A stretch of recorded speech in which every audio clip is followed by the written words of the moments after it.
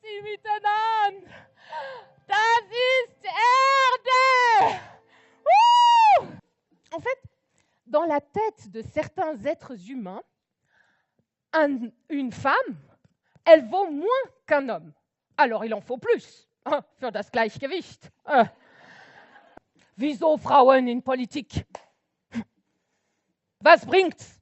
Was machen sie besser als Männer? Est-ce que ça va changer quelque chose au réchauffement climatique, au populisme, au terrorisme, aux gilets jaunes? Rien, rien du tout. Ein Wassertropfen im Ozean. Das sind diese 2 Frauen im Bundesrat.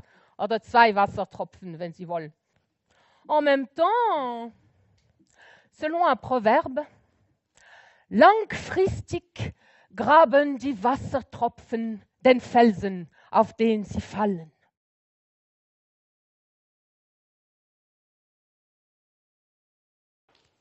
L'élection de Woodrow est un événement important, mais ce n'est pas encore qu'une étape sur le chemin de l'égalité.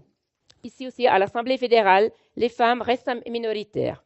Elles ne représentent que 30% du Conseil national et 15% du Conseil des États.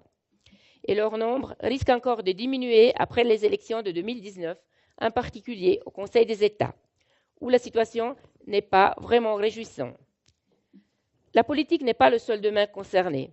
Dans le monde du travail également, le plafond de verre est toujours une réalité et les femmes occupant une fonction dirigeante sont rares. À cela s'ajoutent les discriminations quotidiennes, la violence faite aux femmes et les inégalités salariales. En théorie, hommes et femmes sont égaux depuis 1971. Dans la pratique, c'est une autre histoire. Il est temps de concrétiser cette égalité. Oui, je pense que l'égalité effective va être réalisée et je souhaite que ça soit très bientôt. Mais comme je ne suis pas devin, je ne sais pas quand. Mais je voudrais voir finalement le verre à moitié plein. Et je dois dire qu'aujourd'hui, en vous voyant, en te voyant, toi, le premier citoyen du pays, c'est quand même une femme, non? Eh ben, je suis extrêmement heureuse et voilà, aujourd'hui, je préfère me réjouir de ce qui existe plutôt que de penser à l'avenir qu'on ne connaît pas encore. Hoffe, dass Männer und Frauen gemeinsam noch vieles verändern werden. So ganz zufrieden bin ich nicht. Ich brauche nur an die letzten Debatten zu denken. Aber das ist ein Kapitel für sich.